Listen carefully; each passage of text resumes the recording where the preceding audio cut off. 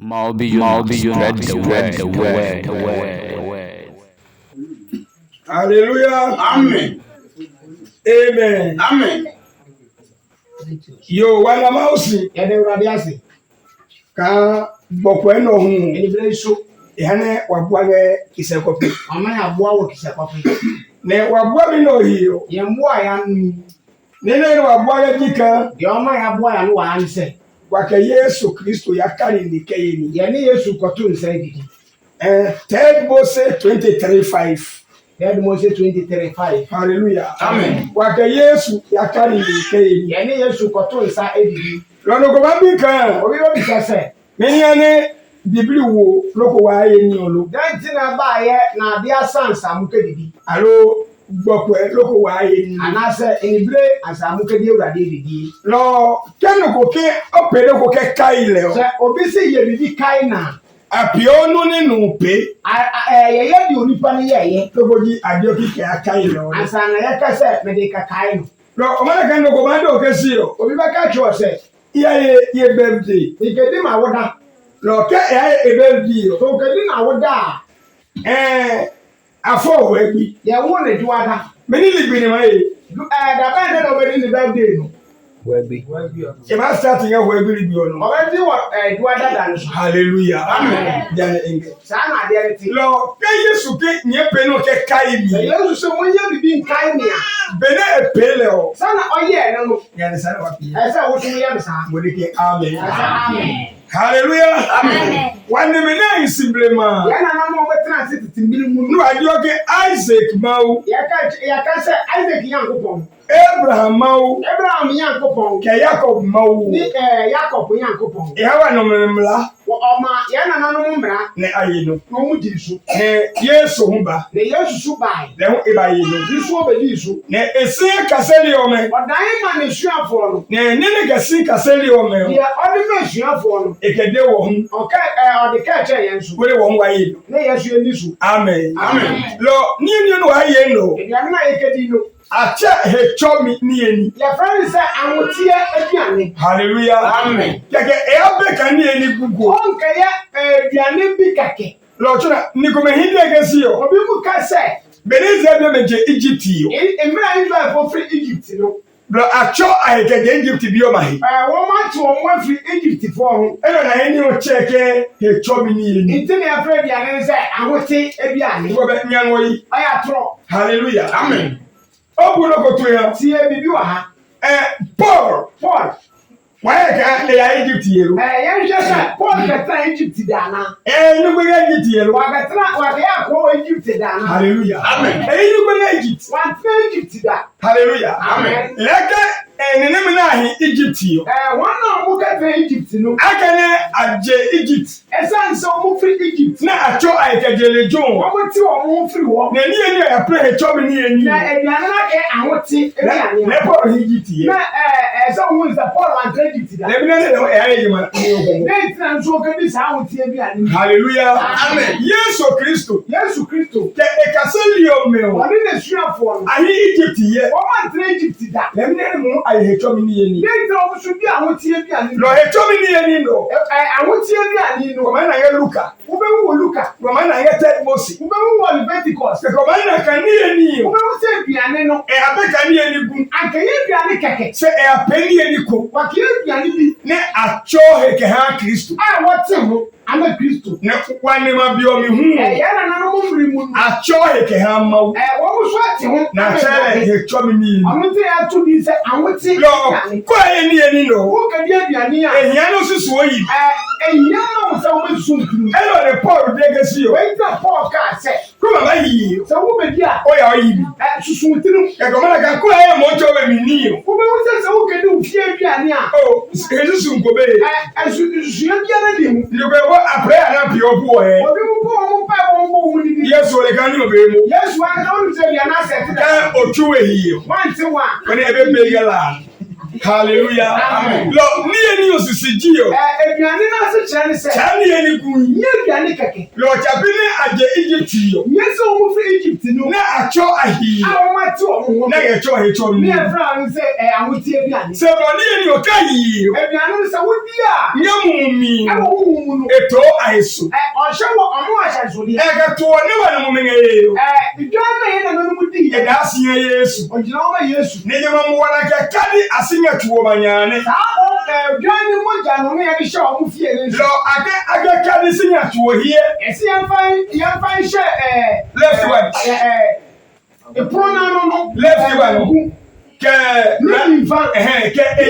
hallelujah. Amen. Elo cho ka Kristo la go cross. Na chese Yesu ba be wu a asemi aso. Hallelujah. Amen. Lo je ma muono. Sa moje no. Ka na nge ori oni. Se wu fie wa. Mo fo be we ma. Mo fo wu di no mfa. Hallelujah. Amen. Lelo ne Yesu Kristo ba. We ti na Yesu ba ye na be ka yi eno. O se fo ni we yi a. Nye be wa. Mo ni nkwa. Hallelujah. Amen. Lo wa ka wa ni me o. Ye twese ye na no. Mi ni be aje no sisi. E me be mu no mu di ti ase. Ne won wa pie. Ne ya so ya nza. Third Moses. Hallelujah. Amen. 23:5. 23:5. Ma mu nu ke Moses 23:5. Yenko. Ino mami oge he chomi ke abolo kokolo nyami biome. Hallelujah. Amen. He chomi. Ahotie ke abolo kokolo nyami. Ni abolo egrisida. Hallelujah. Amen. Loke oyamako. Sa uko mako a 14:12. 14:12. No mana he chomi ngale jo. Mo se agoto ahotie bi no mana abolo kokolo nyami. Ni fiti ase. Hallelujah. Amen. Verse number 1 no. Ege no hiyo we binyuma ke ewiyo bokwe gi echomi yo ne agewo ya we he nyami ozi. Hallelujah. Amen. Iko be echapie ni bie. Obo awiani no. Se ekini na ke wo ma wule he nyam. Ase awiani ni ade ni shewade niam. Esisi jemi ya pio mini no. Na si ni che dabai. Go. Hallelujah. Amen. Lo people for me no aye no. Aye ni ble mu na ye wo. Hallelujah. Amen. No happy be ni maudi yo. Ye be ni se na urade kan ye. Be ni ngeji no ne. Sa na ete no. Hallelujah. Amen. John chapter 6 verse 52. Hallelujah. Amen. Lo ina no le kan. Me pese o mu ni se. Nugu fe nugu ni maudi yo. Bi biara urade kan ye. Ke okua. Sa wo pu a. Warabo. Nkwa yi la. Lo mana kan. Wo be wu se. Eke ni ya ni be na ke wo ma ho no nyami. Ase aduane ni ni shewade ni nyam. Esisi jemi ya pio gokuwe. Ni fiti ase ye ni bre. Hallelujah. Amen. Lo wa je isi gokuwe. Ye fiti ase ni bre. Modeke amen. Amen. Bible gemini. Abon kasa. Yohane. Yekwa. Ba ni nu ke enyo. Jeano. Juda bi o me so boni nyasami. Ne abike ke numlo no mango ehelo hawo ne wa yeke. Verse 53. Yesu demeke. Inga nyede anukwale mike. Ke nyeyi numlo bi o helu. Ne nyenu emuo.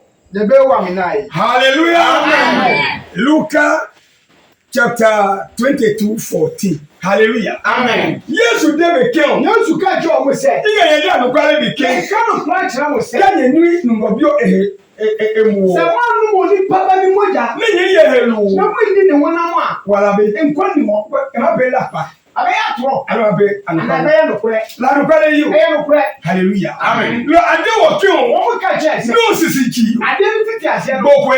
Oye ni bre. Hallelujah. Amen. Ani ngonya. Ana me wa. Bible ne di o ne o. Bible no kan ye. Hallelujah. Amen. Bible kemini. Na Bible ngasa. Luka 22 14. Ino mami oge ncho ni eni. Hallelujah. Amen. Ni topuwe. O tie ya. Ncho eni yeni. Ewurade na duane. Ne waneme achele hechobi ni eni. Ya na no mo friends ahotie duane. Hallelujah. Amen. Ne Yesu ke achele ncho ni eni. Yesu se friends ewurade duane. Wa mai kan no ka ke la no pan. Ya be cho se ba ko ana difference. Hallelujah. Amen. Lo ekemini. Akadan. Ege the name of Yasuo. Yesu ya hi Ibrahim ge okuno. Ege ebafo nyuma ga enyome. Edemege. Ige he nyami. Ige nyami ya brawawe ka ige nyema ye hechomi ni eni no. Hallelujah. Amen. Wo bo le go.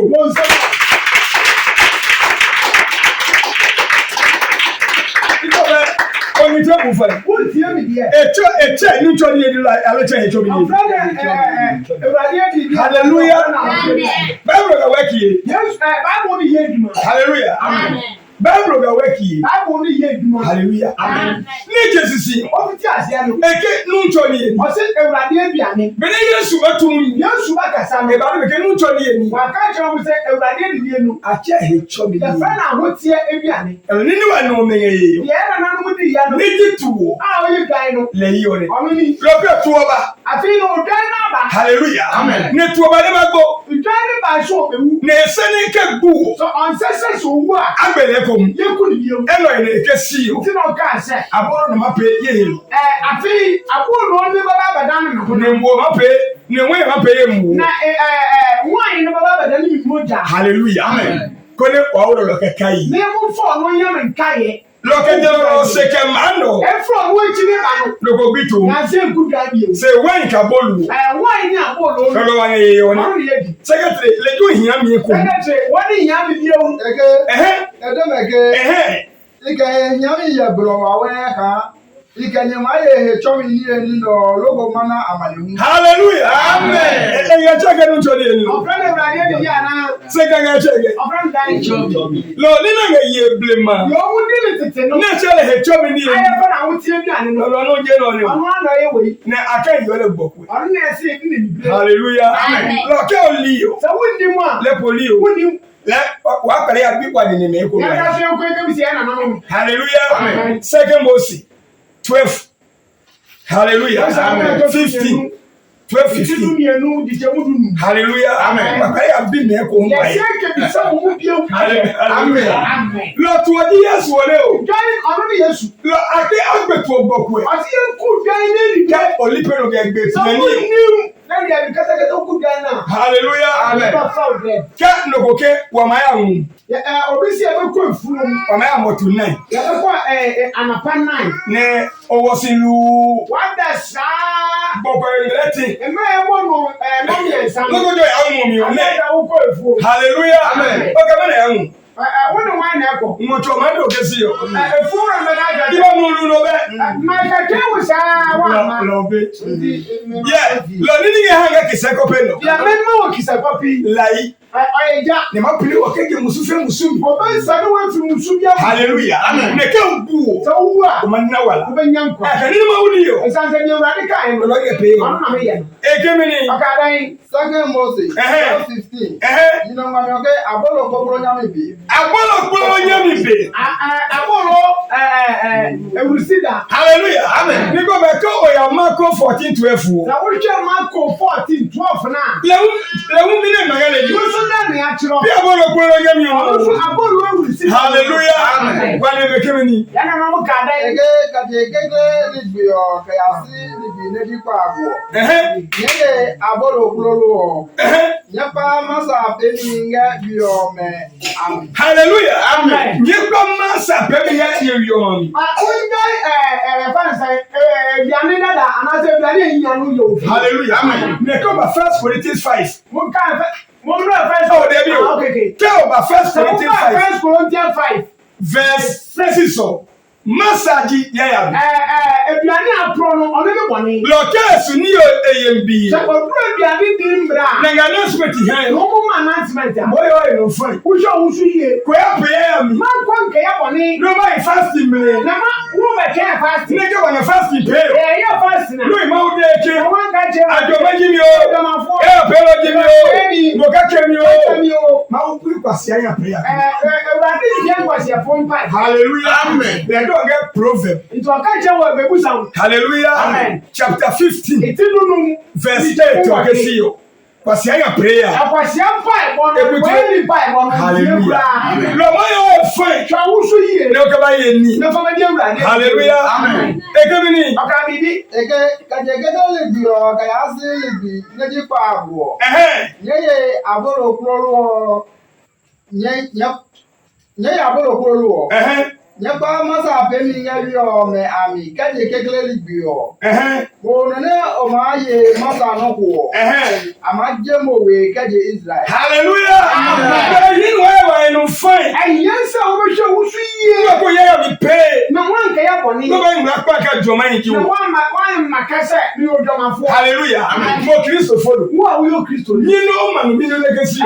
Si sudua ka jo wo se. E ma wo gafa. Me sum ya mi. Hallelujah. Amen. Bible ke mi ni. Bible nga se.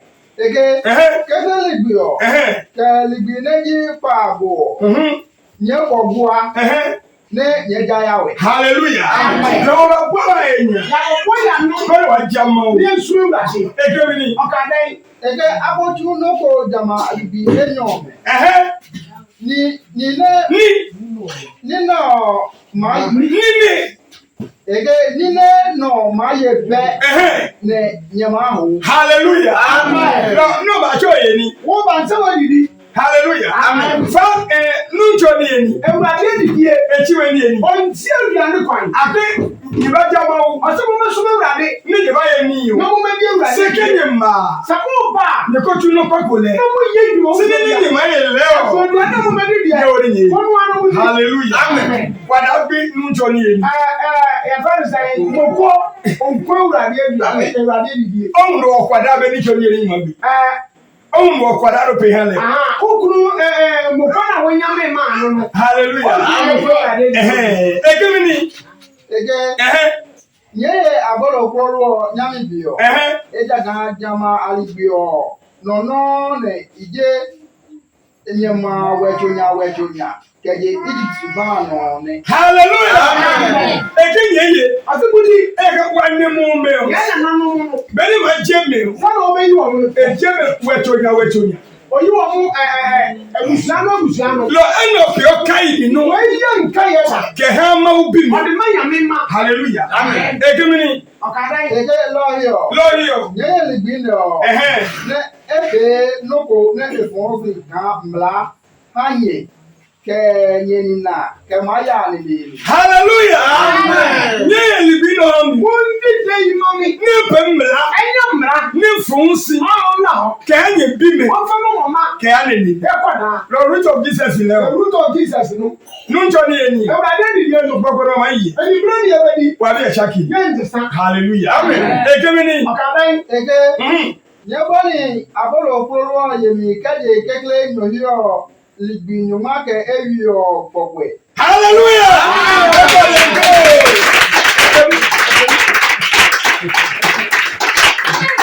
Hallelujah. Corinthians chapter 11:33. Ihe ga mo chebo mo nya mu. Ni so wa ngata wo wo so dada. Ebe so ayo bi ha. Dan wo wula. Hallelujah. Amen. Wa be ni mo ma de wo Na ba. be ya di Ewurade ka se. Hallelujah. Amen. Obe do no ma de ke si o. Mo ndu kwa wa ke se. Piano o ma wo no. Ewia su o nyame dia. La gbo pe o ma wo. Ewia su ye nyame dia nti se. Ole ni pe ne ka ye gbo pe. Wonni mo nyansa se di o ka se ni be. Ekini ma che Israel ka je Egypt. Oso be Israel fo fi Egypt. Efunu. Amadu komu Ne ewo. No onye wo. Logo de ke je be nyimu. Asa no di wo ma na de. Lo je ma nyon. Amadu no. E ma pe kai mi no. Obaya kayada. Ne ni ma wo ifunu. Mi Ewurade mi si pe. Ne de ga Yo ka ya no. Hallelujah. Amen. Ne mo ma fo nyon obi e. Ewurade si pe ru ka ho. Ne mo ba ge de ga abi e. Wo si yan de bia. Hallelujah. Amen. Bible kemini. Bible ndasa. 33. First Corinthians 11:33. Ege loyo. Loyo. Yenyi me. Yeah. Kenye na babua. Ne nyama ye nyomjo ni eniyo. Nyemle nyesibi. Hallelujah. Amen. Noko yele mabalo. Obi we chi obasi ababio. Wa mno asibi. Ya Kenya se Fo ne be wa ko be o. Ande se ya puru na. Aga ka wa yele mla. Se ye dini ntamwa. Ko ne wa treasure wa beje. Anka ya treasure ya beja. Hallelujah. Amen. Se wa asibi mle. Ya Kenya se fu. Inge ye inni. Me shagu mi hunu. La ni inge no mi sa bo. So me chie kaka. Hallelujah. Amen. Obi wa ba su. Afia ina ya mabwa. Hallelujah. Amen. Ekemini. Sege wonga nogo yeo. Eye ni nge wemi lulu. Bone bene ye na bwamio. Ekoba pe to gba mi mo hu ani. Amen. Bí mo lè lè yọ. Wọ́n mọ̀ fọ́ mẹ́rin wá. Bàtí yẹ ni mo mọ̀. Yàtọ̀ jẹun tó mú ní nílọ̀dà. Lọ́kọ̀ di yẹn bá. Àǹsàrò má bà. Hallelujah. Amen. Gbọ́dọ̀ padà bẹ̀rẹ̀. Mo kó kú nànà.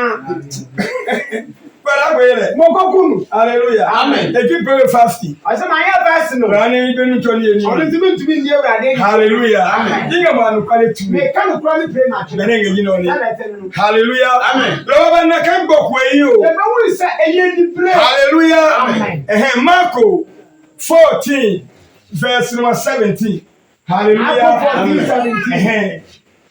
Lọ jọba yẹn níyàn. Kí sọ wọ́n di ebi àdé? Kókójó ìmọ̀ náà wá. Ẹsẹ̀ wọ́n yàn kwan. Ẹnu ayé wa mi ngẹ̀. Wẹ́yì àwọ̀dí wò mu. Ẹ̀ka nínú àyè pay lọ. Deɛ yɛyɛ no. Yesu wɔ yɛrɛ yie o. Awurade hwɛ wɔ soro. Bẹ̀rẹ̀ ngẹ̀ jí náà ni. Sálẹ̀ tẹ̀lé nù. Ìhà ni ìbá káyì. Ɔbɛkae. Bẹ̀rẹ̀ ní jẹ́ Israel bí o. Sọ́nà oyí Israelfoɔ no. Mi ò mi o. Anadwe no. Ẹ̀jẹ̀ Egypt. Ifiri Egypt. Hallelujah. Amen. Èké mi ni. Ọ̀kadàn. Ege gbo Gbọ́kú ẹ̀ o. Yesu ka ekase ni nyoma ka enyo me bali nyo. Bele ahinsi ne aheniye yo. Hallelujah. Amen. Mini bẹ̀rẹ̀ kẹsàn-án ìbàbọ̀. That man. Hallelujah. Amen. John chapter 13 verse 26. Hallelujah. Amen. 26. Yesu kẹsí o. Yesu ka sɛ. Gbọ́kú ẹ̀. Enibire. Bẹ̀ni kẹ́ kẹsẹ́ wà ní òye. Ìgbà wo ni ma sọ fún mi dídí nù? Àbọ̀sán bá ṣe gbé dàsí omi Na òye. bọ̀nsán bẹ́ wúlò Judas mu. Hallelujah. Amen. Lọ kọ̀nà Yesu kàmí dè yẹ. Wúwo Yesu sáyé. Dàbẹ́ nínú náà odidi. Kẹ̀kẹ́ kẹ̀kẹ́ Yesu kàn pìẹ́ níyẹn. Yesu sọ wọ́n mú ní bẹ̀rù ya. Ebi ní ẹni máa yẹ. Bẹ́ẹ̀ tó wọ́n ní bẹ̀rù ya gẹ́gẹ́ gẹ́gẹ́. Hallelujah. Amen. Lọ yé ni mi mẹ. Nínú yàrá wọn. Màdí ní Yesu dé. Yẹn ká di Yesu aka. Èké mi ni. Ọ̀kadà. Ẹ̀yin ala ma bi dọ̀kọ̀. Kọ́ bẹ̀ ní ala ma bi jọ. Ìnàkà ní ìṣọ́ ní ènìyàn wà yẹ kó mẹ́kẹ̀. Ṣé ìnàkà kí wà yá yìí ọ̀ wọ́n yàn náà tẹ̀rẹ̀ pàkẹ́ yá yìí nìyàn àkẹ́ ní fútu ọ̀lẹ̀. Ìké ma bí ké káàkẹ́ ní fútu ẹ̀yà ní òyì ọ̀ ní. Lẹ́hún ìdáná máa ń gbẹ̀ mí àló èdè. Yóò bẹ̀rẹ̀ yẹn jí kan. Sálẹ̀ ti ni. Ẹ̀mí kíkẹ́ lẹ́ o. Mídìí díẹ̀. Kọ́lá kẹ́ bá hẹ́rọ yà. Sẹ yẹn bá wọn náà fọm. Ní àmà mu wò hàn kò mẹ́ hospital. Sẹ yẹn di mọ́jà kẹsí omi sọ hospital. Kẹ́ àjẹ́ mu wò. Sẹ yẹn tún mọ́jà. Ní mu wọ bí ẹ̀sùn yìí. Ní mọ́jà náà súnmọ́. Awi ni yìí. Yẹn fẹ́ nsọ́ wù. Alákẹ́ yìí títà ká wù. Adé ni nsọ́ wù. Káàkẹ́ tó ẹ̀ tẹ̀ yín. Sẹ yẹ sẹ tùmpá mìẹ̀nsá. Ìsàkà kẹ́ ànàtọ̀ ẹ̀ yín. Sẹ yẹ yẹ tùmpá mìẹ̀nú à. Àwọn mi yìí ní fìdí Àgbà sẹ yẹ ní nsọ́ kàkà tó àná. Yẹ́sù tùmpá mìẹ̀nsá. Hallelujah. Amen. Lọ ìbànú kan. Ẹ bẹ wù sẹ. Yesu mu wọ. Yẹ́sù mọ́jà. Yẹ jí wọ́n yìí wọ́n. Ọ̀nà ẹ̀ wọ́n yìí. Ẹ̀jú àwùwà. Ẹ bọ̀ ọ̀jìn. Hallelujah. Amen. Nẹ̀sẹ̀ ní mo bu ẹ̀kẹ́ ẹ̀jú àwà. Ẹ̀sẹ̀ mi bú ní sẹ́ ẹ̀ bọ̀ ọ̀jìn. Hallelujah. Amen. Lọ kẹ́ máa ń yẹ lẹ́ o. Sẹ mọ́mọ́ mu di a. Nẹ̀sẹ̀ ní máa ń lẹ̀ sísun mọ́ bẹ́ẹ̀ ni ìyẹn. Ẹ̀sẹ̀ mi wọ́n àkàrà ló wà mí kura. Ẹ̀rù bẹ́ẹ̀ ni kúrò máa ń yẹ sẹ́ bá sẹ́mi. Ẹ̀sì òbí mo fẹ́ fẹ́ tiẹ̀ bẹ̀ wúrò. Ní máa ń yẹ ní ẹ̀kọ́ ní pì. Ẹ̀bi a mọ́mọ́ mu a ẹ̀bi bẹ̀ ká. Kò ní ẹ̀kọ́ àfẹ́kẹ́ ẹ̀ aṣọ́tù yẹn. Sẹ́nà ẹ bẹ yá a ń kàbọ̀ mu sẹ́ aṣọ́ọ̀tù. Hallelujah. Amen. Lọ yẹ kẹ́ máa ṣọ́tù mi. Kyẹ sẹ́ ẹ bẹ ṣọ̀ọ̀tù àná. Hallelujah. Amen. Lọ kẹ́ kákẹ́ pọ́ ní ìyẹn o. Sẹ baako pọ́ na mi kura. Mákẹ́ ní bọ̀ táwùsì. Mẹ́tù ní ẹ̀dí àbọ̀ nípa tá. Ẹ̀sìsì jí o. Ẹ̀sán sẹ́ na ṣe kyẹ́ ní sẹ́. Mú dàásì Yesu mu o. Adé ní jẹ́ ọmọ Yéṣu Ní mọ́jà. mú ẹjọ́ wa. Mọ́jà náà ní Lọ ọ̀dọ́ kẹ́ ọba pọ́ ní kẹ́ kéyìn lè gbọ́ ní kẹ́ pìọ́ ní lẹ́nu Sẹ ni. wọ́n bá yẹn pọ́ na mi ní mi sẹ́ bọ́ mi sọ òtẹ́ kìrọ̀mọ́ sún pa. Mínísọ̀ ọ̀yàn mi. Lẹ́yìn ẹ̀rọ àwọ̀. Báwa. Àwọn ọdí ẹ̀wù òtẹ́ wọ̀ mú. Káwọ̀sùn òhun wà ló bá. Sẹ wọ́n pa ọ̀kyẹ́ mìíràn. Máa ń nìkẹ́ gbọ́ dídí tì í yẹn fi yín. Mẹ̀dẹ̀mẹ̀ nsẹ́mọ̀ bọ̀ ní ní ti ketewa mu. Ní máa dókun lọ. Mama dájọ́ tata fẹ̀. Hallelujah. Ọkọ̀ máa bẹ̀ yẹ. Bẹ́ẹ̀. Ọba ní kí kílà yìí lọ Wọ́n súnmọ́. ká jẹ́ kí àwọn Hallelujah. Ẹnu ẹ̀ wà bẹ̀ dídí tì. Wẹ́yì nínú nànú ọ̀dì ní sí nìyí. Ìkọ́ bẹ̀ ẹ̀yin ala ma lè kàn. Ké akẹ́yìn ọ̀chá kà mí. Ẹ̀yin nù. Ẹ̀yin ló èyí. Hallelujah. Amen. Yóò kẹ́kẹ́ ní chákà mi. Sẹ̀yẹ̀ ní nsú fura. Na ehin ló ehin. Sẹ ẹ̀yẹ àná ẹ̀yẹ. Ní ẹ̀mí yẹ bọ̀ fún mi lẹ́ o. Ẹ̀wọ̀n fún mi. Ehin hàn nìkan máa wò. Ẹ̀yẹ àmà mi sábẹ́ di nsú. Hallelujah. Bẹ́ẹ̀ni ẹ̀gẹ́ yín náà ni. Bẹ́ẹ̀ ẹ̀sìn nù. Báyọ̀ kẹ́mi ni. Báyìí sẹ́ dẹ̀. John Ẹ̀hẹ́. 13 Ẹ̀hẹ́. 26. Ẹ̀kẹ́mi ni. Yesu ẹ̀ nọ kẹ́. Yéésù kẹ́sì o. Yẹ́sù ká sẹ́. Mama abolo ọsọ fúlọ̀ mi. Má bú àbúrò náà mi di àbọ̀ fúrọ̀ yẹn. Mẹ́kẹ́ sọ fúlọ̀ mi. Mẹ́ni má bọ̀ fúrọ̀ yẹn ni. Ẹ̀hẹ́. Nọ̀nẹ́ dẹ̀mí ní máwọn wọ̀. Ẹ̀hẹ́. Lẹ́dí jàmàjọ̀ ni. Hallelujah. Amen. Gẹ́gẹ́ padà gbé náà lò. Mo kó kú nàná. Bẹ̀rẹ̀ Yéésù yà yìí o. Ìmọ̀ Yẹ́sù kẹ́ni nù. Ẹ̀yẹ fúlọ̀ kàbọ̀ yìí. Òdi ẹ̀fọ̀ yẹn ní àbúrò. Lọ́gọ́jì èyí náà ni. Àzàrò di ìwé yìí sùn. Jẹ̀mání yẹn ni Yohane. Peter may appear on you. Sir, if you are not petrol, you are not okay. I'm going to yes, I want to one you can mammy. I said, you should have only one you should see. No, you if you are not wood, I tell her, job in here. Your friend said, I would see him. The one who told you any come. No, the Radin didn't see. Look about what I be. Hallelujah. Amen. Like coming okay. Kagana eke aboro bobio. Na emoso from. Na eke ha Judah. Simon Iscariot bio. Amu no ne Judah sorry aboro. Hallelujah. Amen. Lord, not just of flow me. Every month for any muno. Yes, we are learning. Yes, we train them. I'm not on the Judas is sorry. Verse 30. Verse 30. Lord, Judas is sorry abolu. And Judas is just abolu only day. No prio. Fan. Where can piani? Yes, just ya. Hello. Verse 30. Verse 30. Judah sorry aboro bobio. Na ejeko amu no. Dama bio. Jejo. Amen. Hallelujah. That's solid. I think we know for one point. But yes, you can. Why can't you say? Well, hate you, didn't you? Yeah. Why can't you say? I go everyone. Oh, who I want to have you? I move. Yeah, what did you say? I live now. So, be a pedophile. See, I be a dollar. Now, yeah, it's a king. Hallelujah. Amen. Oh, Wama Sade. What does it go? Oh, Wama Sade.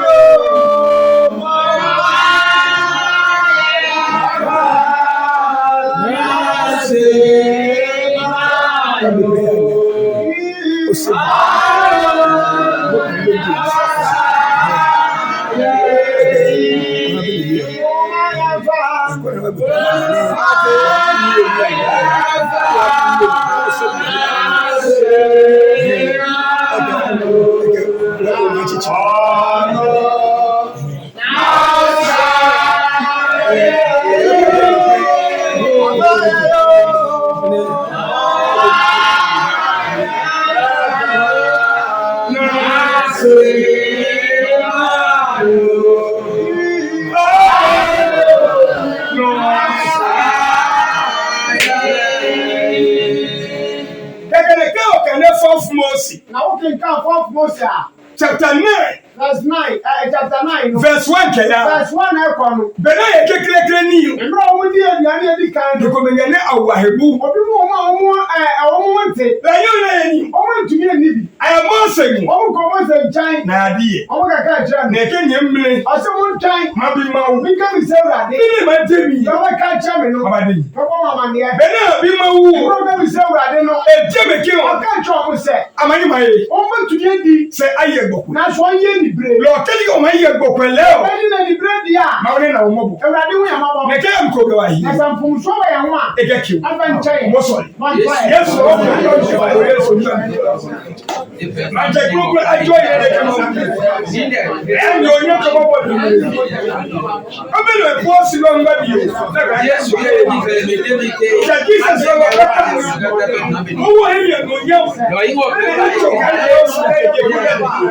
Kamu suku wa he. Ya ko chi wa he. Ni ma fe nye ba o. Ko e ni pre pre. Kamu no po bi. Ba pe kamu ke fo. Yes no na bo bo le. Yes no na bo bo le. O ka che. Ko lo wo ni.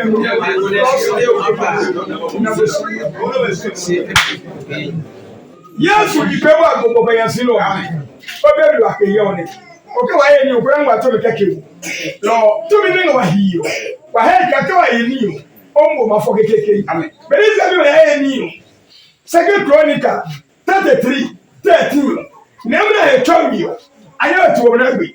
Se nemna he twawo agbetu han nemna he twawi. Na ye na ye ni o. Ba go pepe ka. Demo Yesu bi so ma na ho he twawi o. Mo twa ba da mi ho. Wa he ne twa. Ka ye ni o. Ne pe jomi ha wo bi maba. Ina mo si odo mi oyeji. Amen. Hallelujah. Amen. You be here to come by your machine. Afi mi ko bi e come by no machine so. Hallelujah. Amen. Hallelujah. Amen. Go back a style. Amen. Hallelujah. Amen. Berenga jina one. Samba teno no. Lord, come. Sawo ba. Ipope e atwomo sikitiko. Me ka kira wo hintasam bi. Fourth Moses. Mo se wo ma to so 9. 13:23.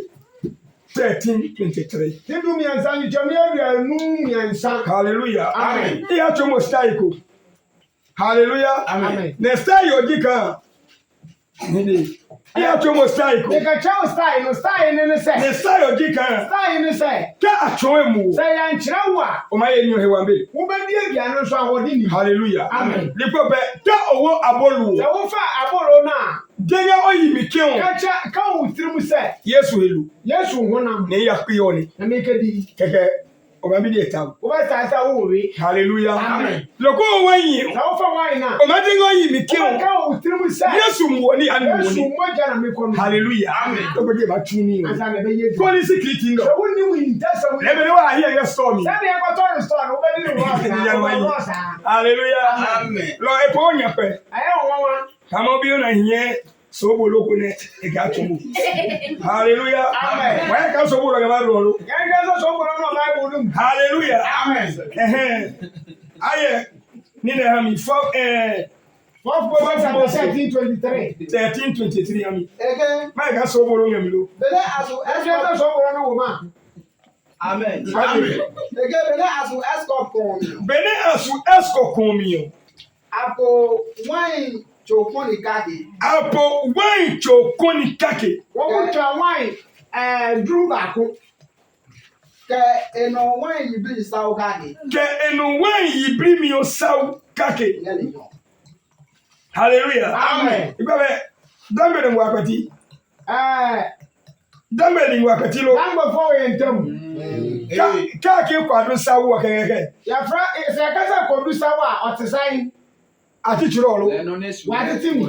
Ga jo ka e buaga tuwo hi. Na je wa bo oduana no. Oduana no. When you tuwo. Wine oyade abre. Hallelujah. Amen. Lo bene Israel be yakeje Egypt ke ya. Fra Israel for free Egypt e ko no. Mawudi be kenyi masu kana.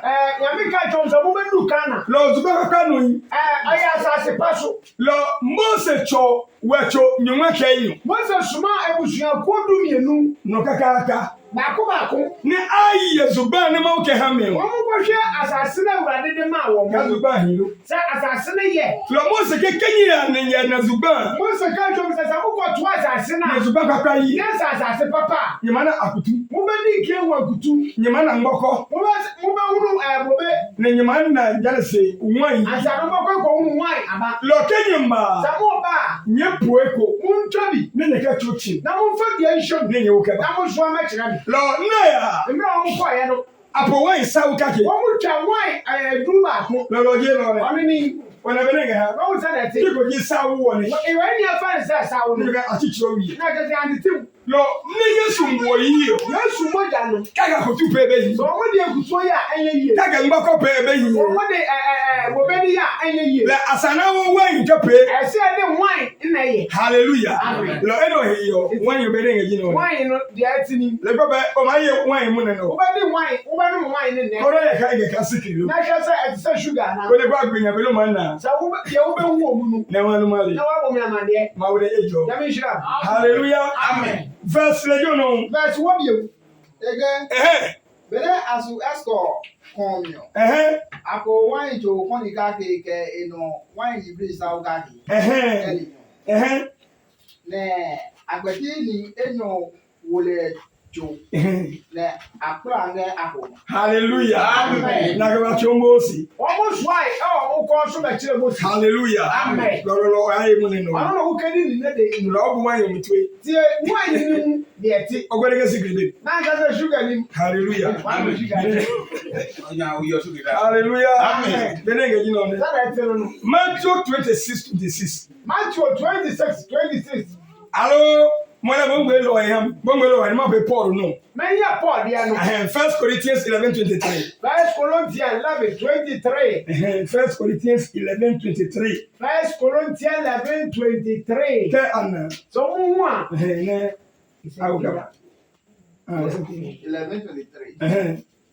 Again.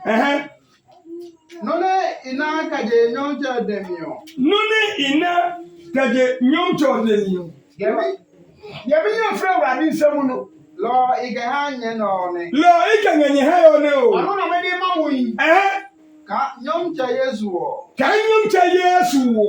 Yesu Kristo no. Jama anyomi no ne aton esebro. Eke abolo. Hallelujah. Amen. Paul ke enapiani aleke na. Paul ka say. Hallelujah. Amen. Ne ke abolo woni. Ogun ewia no wu na anado. Hallelujah. Amen. Lo ne ko gbe Paul hebu e. Mamu Paul wu fi. Ke Paul ka pie be fe. Na Paul ka say mo ye dide biara da. Hallelujah. Amen. Ekemini. Okadan. Ege. Ne enamausi. Ne enamausi. No de urade asi. Hallelujah. Amen. Check out abolo. Of abolo no. Ne enamausi. Of abolo no de urade asi. Yesu Kristo enamausi. Yesu bi da wasi. Ipabu agboga yo eto. Ya wo ka se wo suru to. Libyo owo abolo no. Ya no fa abolo no. Ne enamausi. Na wo de urade asi. No ke ha me kion. Na wo de ma wo se. Ye ni. Munye mundi. Mumuni tuni ke maligbi. Wo na ye eduma sada. Etuni nga abolo no no. Anye eduma wa abolo isu. Ne e obi o mehewa no. No sha o manu. Na wo sina keje kembo. Afa se da ma odi. Amen. Amen. Ege. Ne enamausi. Ne ekumi. Ne deke. Eno ji eno lochuo ne afunye yi. Nyebe no. Ne nyekakai. Hallelujah. Amen. Akenu kai yo. Wani ade mi kai no. Lo Paul mu gbogbo no ne pie. Paul so anade no no ye. Hallelujah. Amen. Se hele no mesisi yo. Baby e ni si nipa no mu. Lore ya gba hamu. Ono na me ka kira wo. Ekemini. Ege jano ewo puru ohun. Dene ayeni ota. Ne deke. Puru ne oji mausomi yo. Ne ake yemwo senya. Hallelujah. Amen. Lo wo somi e bi meji wo ne. E die ya pamu from ma. Hallelujah. Amen. Lo yo ne fo bi wa bi e check yen yi. Oba wa wo foforo yen check.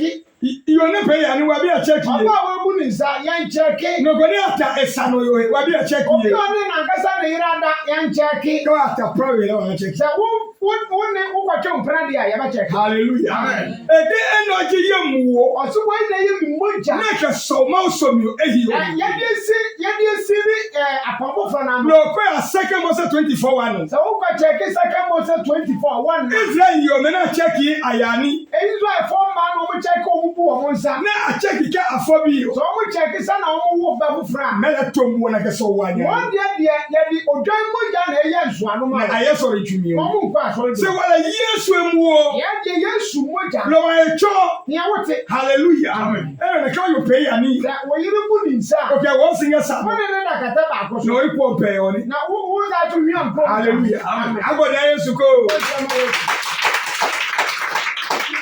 Hallelujah. Amen. Ne ewo wan yi no. Mama wan no so. Ne enda mouse. O de urade asi. Ne kedeke. Ege. Nyebe no. Bejua bene nyemani. Ne nyekekai. Hallelujah. Amen. Betua beni man. Da biara da mo ba no. Lo oneka no no wa ge ko yemre no. Ye di bi nei. Wa be yemro. Ye di bi wa na. Se o ka be no. Ya ba za so. Wa ma to be e ko hu. Ya ba za so hye da foforo. Lo be e be no ayi o hu. Da foforo ya ba si ahye no. Wa ge kai. Ya de kai no. Ne no wa ge kai. We su ya de kai. Lo ya tabre Yesu maba. Ya pemo da obama. Hallelujah. Amen. Ero ne ke betua beni nyani o yi. Yo se da biara da mo di ni no. Ne ge kai. Mo de kai. Se ke enanyo. O se ohun anajo. E ka Yesu pie enyo. Esan se Yesu ya na Ne anajo. wa ne mo pie enyo. Ya na no so ya na anajo. Hallelujah. Amen. Bere ngaji no. Sa na etelo no. Lo no sisi lo. What you say? Nidi ko ma pie betua be. Ya be ni da biara da. Hallelujah. Amen. Yesu Yehova. Yesu di ni ko Soha. Yesu di biara. Hallelujah. Amen. Ni ko menga Yehova. Obi musu di ni ko si Ni ana. ko menga Yehova plebi. Obi musu di ni brada. Lo le ko jo mi be. What onu dia di atemu ni. Aya kwa Colossians chapter 2. Sasa uko Kolose 2. verse 16. Verse 16. They can't come with Libby. Or say, am I young father? Takojo. Young for me at time. Look at John chapter 5. So we share John 5. Verse 16 going. Verse 16 down. Yes, you can't be banned on level. You can't come my baby. You to be true. Me here, you money the beer. They can't get you be true. Now, never pass you here, you money the Look at John chapter 9. We check it John 9. Verse 3 to 4. Verse 3 to 4. Okay, we should look, one of the Grammy crying. Look at Romans chapter 14. I will check it Romans 14. Verse 5. Verse 5. Again, you will go make a pay. I say that Obi David be say yes. No, you will have bully with a crack and assault. And son of who put David in answer the pet. The root of Jesus, you will go crack and assault. The root of Jesus, who put David in answer on your pet. Who will play video? Don't know about who will play video. So who move a position say brother. How about let me know the toy? Position the one person who couldn't overcome. How about a very big crown? Position care that one crown. The people like me, some move. Now, so brother, I had the phone. I can allow me honeymoon. I don't know what your mama. I'm going to play about my pet. Yamina Position. Seven will be there on my bed. Maybe not the brother, we are hallelujah. I'm glad you know a move. Brother, why should you know? Oh, sorry. Who one by let me never go to one over you. Yes, such a little for again. Hallelujah. Amen. Yes, woman, you. Yes, you pay that wine in the mouse. Not the radius. Yes, so in the mouse. Amen. And your young be why not play on war? Catch a moon, canano. Never from my hair me. Now, it's like a can pay. Manchester Muslim Odromi. Amen. Amen. Hallelujah. Amen. You are many mabaya yemuni. Man, me benkumushu. Ni mama ya yoni. Na man so baba me ni faso. Hallelujah. Amen. Akana so yo ya. Yesu ko so no. Ya nsi papa yoni. Akatra na ja ni faso. Hallelujah. Amen. Do kanyu muji yi. Esansa ba ma no ye tini ntini. Sane ehiye bundi. Eje yoni ni. Atra me nsemi fa. Kone yo na ku mundi no kama. Na imanu ntra benkum. Hallelujah. Amen. Idewe ka we chowe. Anka njo sa won ti o. Kaoma. Awo ba. Umawo wanyu. Ubafa wine no. Hallelujah. Amen. Umawo enyu. Ubafa wine 2. Ke abolo hu enyu. Abolo su 2. Hallelujah. Amen. Lọ́nà tí bọ̀ ní kò kún lílẹ̀. Hallelujah. No amaka otakrama. Amen. Amen. Yesu omotumi o. Bi osu. Wo mi anunyam. Na wo mo mo mi anunyam ga yowi. Jesus na mosi odomi oje. Amen. Amen. Probably yambo. Ekoya biamo. Na ta ahala. Ya ma enyuma. Baba. Baba. Ka amumu. Say ya mbo wesu a. Ka amu. Say ya mbo wesu. Roba yi. Ube bebe di. Ka amu ebu. Say ya mbo wesu. Le okoba. Ono de. Ma wole joyi. Amen. Amen. Amen. Lala. Adisi mojae adini ma miramomo. Adisi mojae.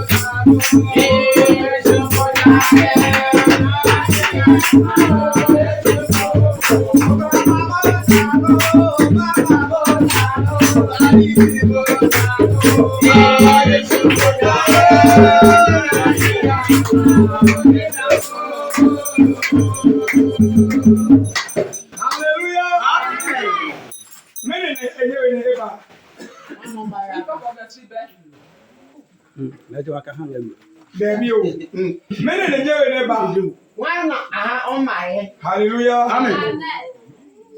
Winning a pay. Hallelujah. Amen. Many never. Why not to me, Medea? Hallelujah. Amen. Eternal. Asa. No go fellow ko ni eni ko na ho yi wa na mi. Obi biara bi ani a obejo nka. Na nyamu webu. Kese ya mu wo. Ero ne na me ne saramu me o. Wait na wana anya se abobo omo Ba mu me o ne. Abo omo su. Hallelujah. Amen. Matthew 26. Matthew chapter 26 verse 29. Matthew 26. Matthew 26, 29. Why would you go to it? They tell you how. No, but I found you. They are back of me. Then you know it. A Gemini. 26, 29. A Gemini. Again. Inge Your day kill. they catch up with say. Ibe wine on we hu gbegbe. Make some one you. Kaya si libio ne ikenye manu wine hio. Ge jache mache. Amen. Amen. I know Paul can see you. Why is it a poor car? The trouble in your money. Yes, we know. Yes, we need Mediano. Eto beko kan. Why shall they be said? Why go get you? Oh, maybe you You get anything. not just an Paul can be trouble in your money. Was it then be a Nigga kai. Move can Say they get piano. one can say, I can get you in an see, I do know. Yes, okay.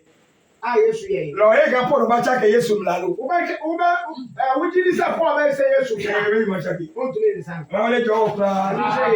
Almost sorry. At only a month. Well, no giants was them Kayakiamu. Muna Moka, Nina Nakeboyeni. Jobbing to my chomel, what jobbing? And play well at your army. Never now was your joyful Katomi, and I can't call them out in a Mosi Odomini. Amen. Amen. Verse 30. Again. Kegane ala ijemila. We want to a yenu. Ajepona apono ga ole mu no ya. Now I will hear me. As I want to go. Hallelujah. Amen. Announcement neighbor. Announcement them. Kekala pel. Say you be Pia. Hallelujah. Amen. Ekebe wa we hear me oni. Hallelujah. Ekebe announcement. Hallelujah. Who are you to go on here? Pray again, Casin. No, move up, no person, no baby. Amen. Amen. Ne hobane ma no hu.